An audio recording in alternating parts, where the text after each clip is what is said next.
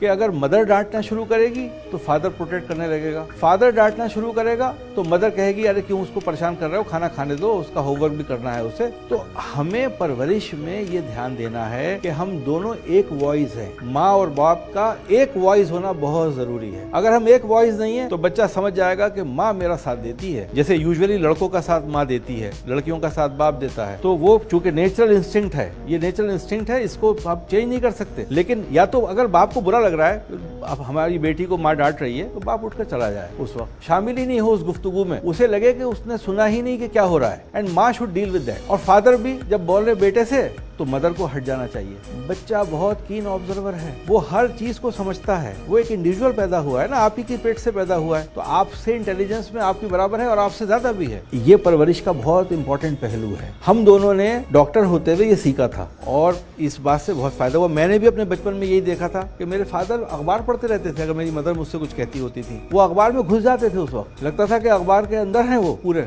दोनों पेजेस में। उनको थोड़ा देर बाद देखा, उनको पता ही नहीं है क्या हो रहा है, but he must be listening. तो उसका बड़ा अच्छा इम्पैक्ट पड़ता है। बच्चे को गलत हेल्प देना आपकी नुकसान दे।